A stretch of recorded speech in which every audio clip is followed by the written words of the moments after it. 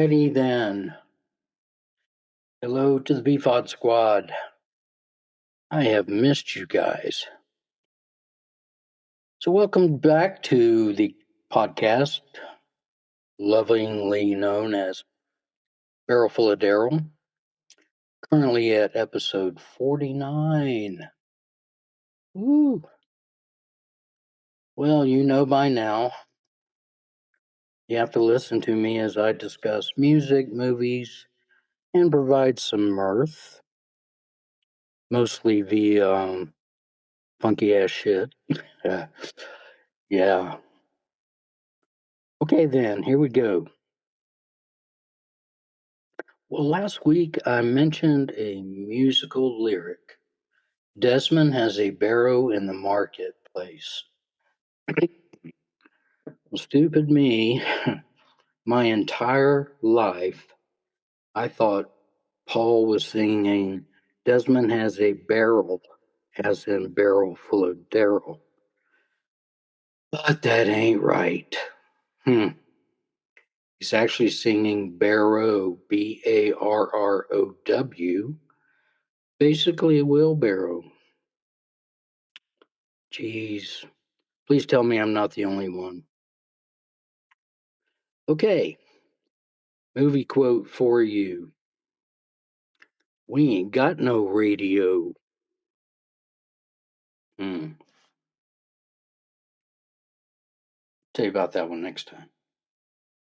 So I got to tell you, I received an email from Big Tom Beauregard, who I guess is the mayor of Scratch Ankle, Alabama, and he wants me to go to Scratch Ankle in person to receive an honorary citizenship as well as a key to the town. Now, got to say this hits me right in the feels. I think I will RSVP with a yes, but I'll have to check my calendar. It's a long way from Colorado, you know. What do you guys think? I'm not sure I've told this before. Have I told you guys about how this podcast got its start? I really don't remember, 49 episodes. But I'll go ahead and tell you again. Maybe if I've said it before, you've forgotten it by now, but it was Thanksgiving about 2 years ago, and Megan and Kenzie came to visit me in Kansas, and we were just sitting around chit-chatting as we normally do, maybe having some coffee or some whiskey or something. Kenzie and I, as usual, we were discussing movies and music.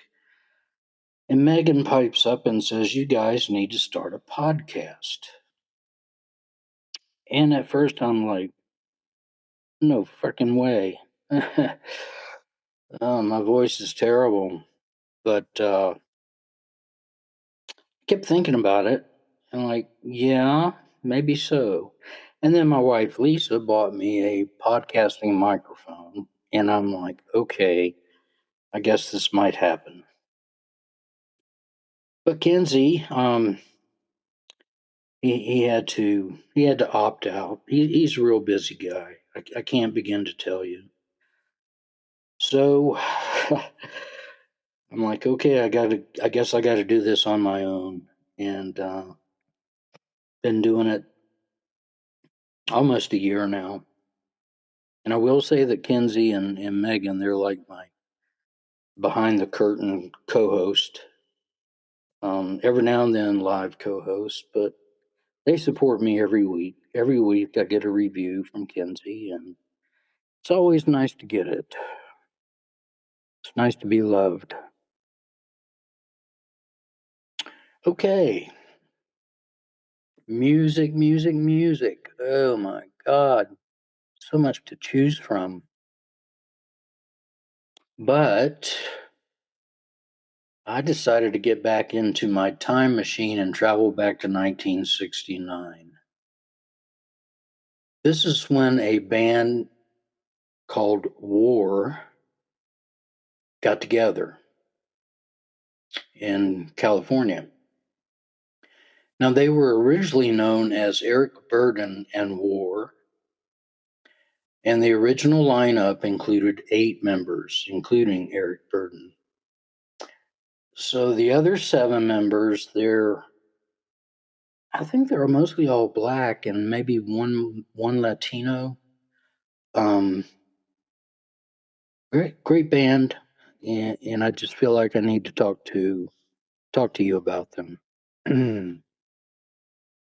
And believe it or not, they are still active today, and they have upcoming shows in Cheyenne, Wyoming, and Seattle, Washington.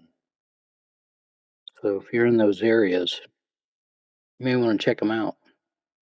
But that's about 55 years in showbiz, although the membership has changed a lot since they formed.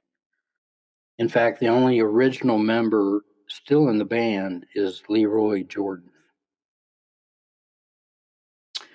So they are a musical crossover band known for their eclectic blend of musical styles that the members heard while they were all living in racially diverse ghettos of LA.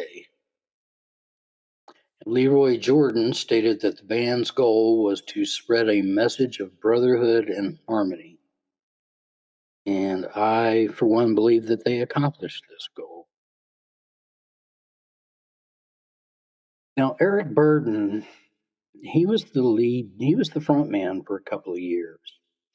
And he was born in the UK, and he was um, also the lead singer of the band The Animals. But he joined the band War in 1969.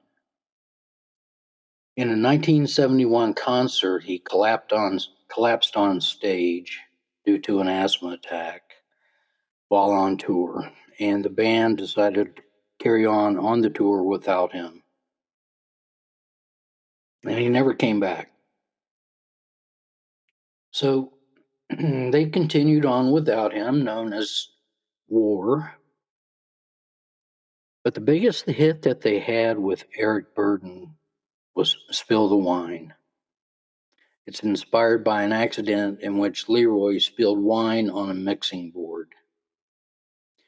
Now, this song is great. It's trippy, great lyrics, great music, got a flute even. And like with a lot of the music I discuss, I recall hearing this for the first time on AM radio, as well as all of their following hits. So after Eric was gone, they continued as War with much success. Now, by the way, little cool little factoid here. In 1971, they released. Oh, wait, sorry.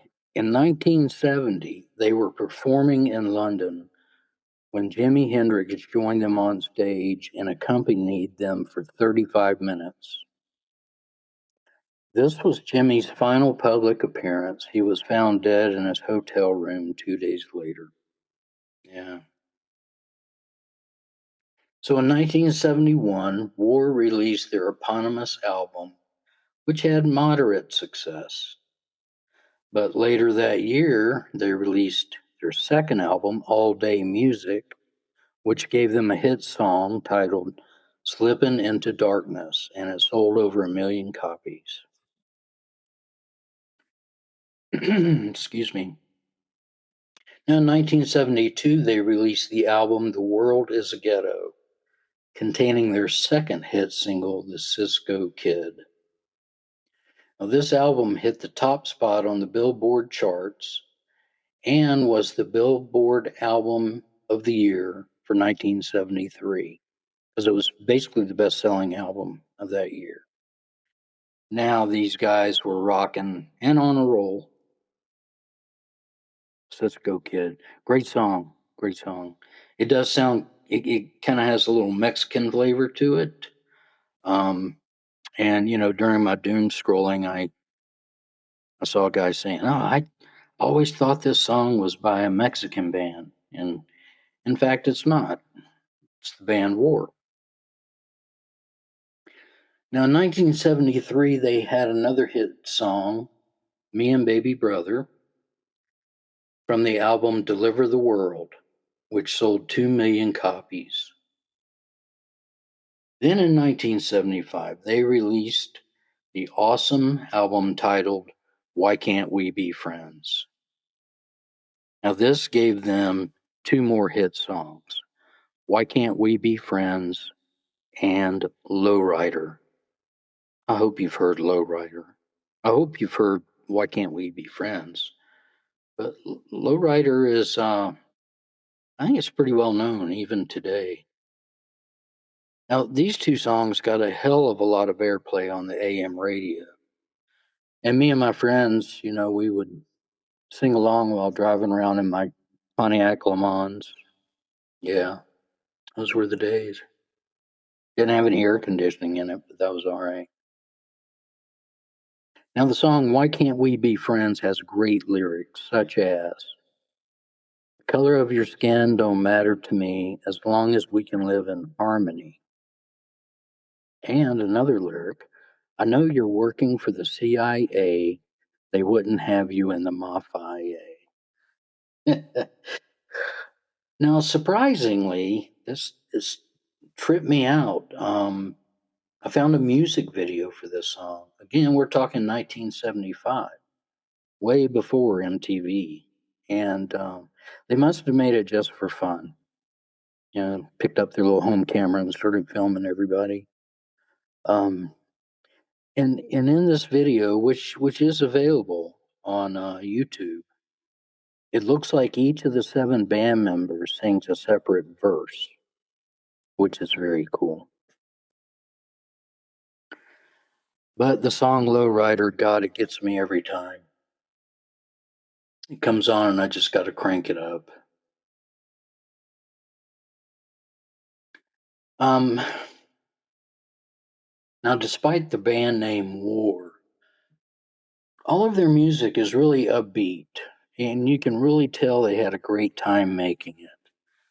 There's a lot of call and respond type stuff in most of the songs, and especially in Why Can't We Be Friends?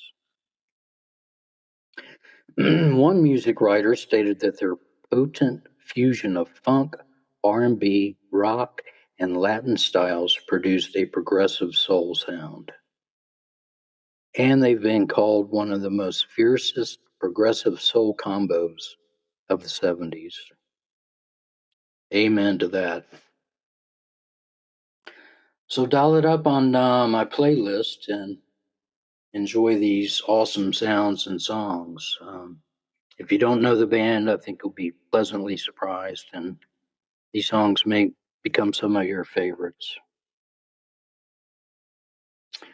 And now a word from our sponsor.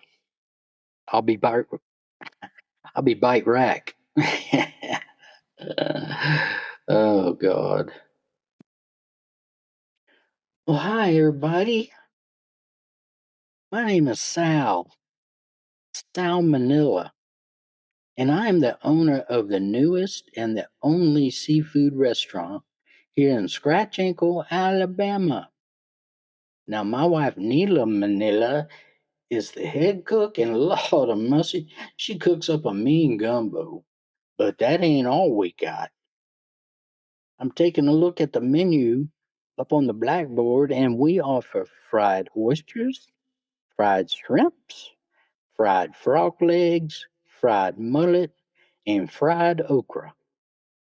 Hell, we'll fry up anything except for crawdads, 'cause they explode and splatter grease everywhere and scare the shit out of Neela.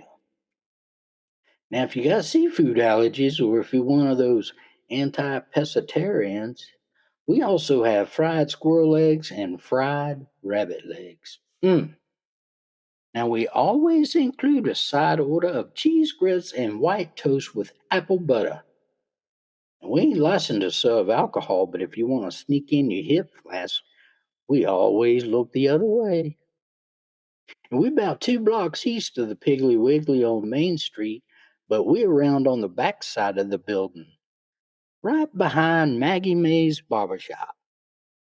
So please come see us and be sure to bring an empty belly. Bye for now. And we're back. Movie. Ah. Before I begin this discussion, let me say that Kinsey calibrated me a little bit on spoilers. He felt like I had crossed the line in the last episode when I discussed the movie Sinners, and I reckon he's right. So I've decided that if I do give away movie spoilers, I'm going to let you know for sure. I'm going to basically split the discussion in half. The first half will be just talking about the movie, and the second half may include spoilers. So if you're enticed to watch the movie, you haven't seen it before, I suggest you stop listening to me at that point. Yeah, make it more fun for you. Okay, then. I watched another really good movie that is streaming currently on Netflix. It's called Wind River, written and directed by Taylor Sheridan. You've heard of him, right? Yellowstone TV show. Now, he also wrote the screenplay for the movie Sicario, as well as the movie Hell or High Water, which got a lot of Oscar nominations. A very talented writer and director, and it shows in this movie as well. So it was released in 2017. Wind River is a neo-Western crime film, and it stars Jeremy Renner as a tracker for the U.S. Field and Wildlife Service, and Elizabeth Olsen as an FBI agent.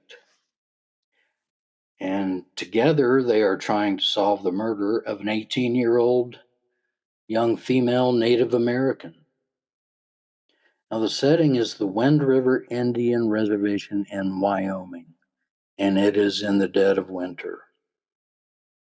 Now, the cast also includes numerous Native American actors such as Graham Greene and Gil Birmingham. You've probably seen these guys in other movies. But here's the plot. Renner is out hunting for mountain lions because mountain lions destroy cattle and ranchers don't like them very much. So he's out hunting for them when he stumbles upon the body of an 18-year-old girl who had apparently run for about 6 miles and died of pulmonary hemorrhage caused by breathing in sub-zero air. Yeah, sub-zero air makes those little tiny things in your lungs. It freezes them, and then they burst, and you start drowning in your own blood, basically. Now, she was barefoot with no winter clothing, and the ME stated that she was raped and suffered blunt trauma. I'll say here that later in the movie, Renner reveals that his 16-year-old daughter had died the same way 3 years earlier, and that the case remains unsolved. But I really think that's the reason that he's so involved in this 18-year-old's murder. So, Renner and Olson, they start their investigation, and they start looking into the nearby drilling site, which apparently hires criminals and lowlifes. It's a professional drilling site, profit-seeking drilling site. So Renner and Olson, the Native American officers, and 2 local deputies travel to the drilling site, and they are met by a handful of suspicious employees who know more about the girl's murder than they should, including her name, which had not been released.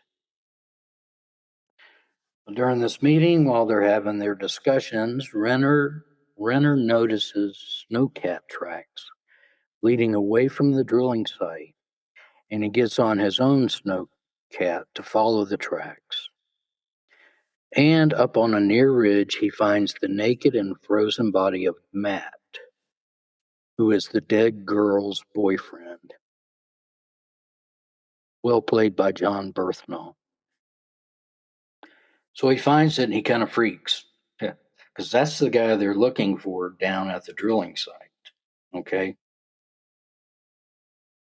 So he scurries over to the edge of the ridge and he gets his binoculars and he starts looking for everybody. Now, meanwhile, Olson asks to see the trailer that Matt lived in, and they walk as a group toward the trailer. But the local deputies notice that the drilling team have started to surround them. Now, everybody's got guns, handguns, rifles, what have you. Okay. So this leads to everyone drawing their guns in a standoff, which Olson announces herself as FBI and she diffuses the situation. So they make it to the trailer and Olson knocks on the door asking to speak to Matt's roommate. Meanwhile, up on the ridge, Renner now knows that Olson and the team of investigators are in potential trouble. And as he's watching them through his binoculars, he starts to warn them on the radio. But the warnings go unnoticed.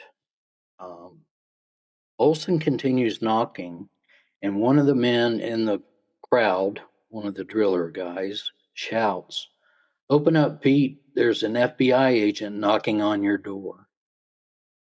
Well, this is a cloaked warning to Pete. Okay.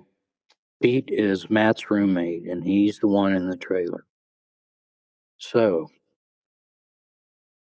I'll just say that at this point, all hell breaks loose. Okay. And the last 20 minutes of this movie they're wild and jaw dropping. Like holy shit type stuff. I think that's what I said, in fact. Holy shit. So I'll stop here. I'm not going to spoil the ending for you or anything that happens at that trailer site because you really need to watch it for yourself. Now, it is very well written and very well played out by a great cast. Taylor Sheridan wrote it to raise awareness of the high number of Native American women who are raped and murdered and never investigated. Yeah, it's pitiful. There's some end credits that state that. As I said, it's streaming on Netflix. Good chance to watch it. I guarantee you'll like it. Tell them Daryl sent you. Word of the week. Arctic. Arctic. We all know that, right? The Arctic. But it comes from a Greek word, arctos, meaning bear. Didn't know that, did you? And Arcticos means near the bear or northern. So Ursa Major and Ursa Minor, Great Bear and Little Bear, they circle the North Pole. Therefore, the Arctic, meaning bear or near the bear. Now, conversely, Antarctica means the opposite of the North or opposite of the bear. Joke of the week. How do you catch a polar bear? Well, you have to dig a hole in the ice and hide, and the bear comes sniffing around, and he bends over looking for fish, looking in the ice hole. And when he does, you run up and kick him in the ice hole. Okay. Question of the week. Last week, I asked you what is the difference between a coffin and a casket? Well, we both know that they are used as burial containers, but why the two different names? And I gotta say, it is mostly because of the shape and the functionality. Coffins are tapered and they typically have 6 sides and they are wider at the shoulders. Okay. But caskets have a rectangular shape with 4 sides. Also, for coffins, the lids of coffins are removable, whereas the lids of caskets are hinged, allowing for viewing of the deceased. Also, caskets are equipped with bar handles along the sides for easier carrying, while coffins lack these long bar handles, or they have individual ones. Caskets are more expensive because they are typically made of wood and metal, but coffins are typically only made of wood. And caskets are normally used in North America, and coffins are typically used in Europe. So much for that morbid topic, but hey, nobody gets out alive, right? New question of the week. We all now know that Antarctica is a continent, and it's a big one. It's the largest one on this planet.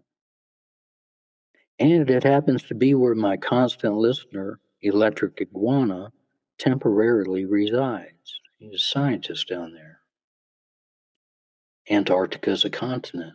But why isn't the Arctic a continent? That's your question. Why isn't the Arctic a continent? Thought of the week.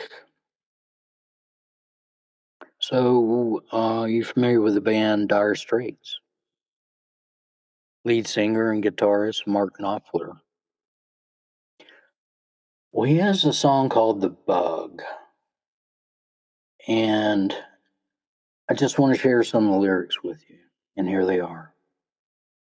You gotta know happy, you gotta know glad, because you're gonna know lonely and you're gonna know bad. When you're ripping and a riding and you're coming on strong, you start a slipping and a sliding and it all goes wrong. Because sometimes you're the windshield, sometimes you're the bug.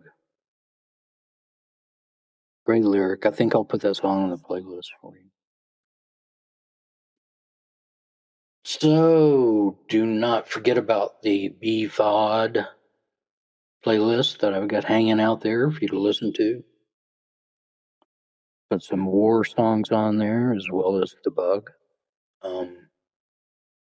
Also, you may contact me by clicking on the send me a text button in the episodes or directly at bfodpodcast@gmail.com. And don't forget, because I won't let you forget, that there is a way for you to contribute to this show. You can subscribe to it, which will entitle me to a couple of dollars a month. Wow. Scrape all that up in a month and buy a candy bar or something. Yeah. Feel free if you feel like doing it. If you don't feel like doing it, that's fine too. I just enjoy having you guys listen to me. So I guess that's it for this show. Thank you so much for listening. And I hope that you were entertained. Bye for now.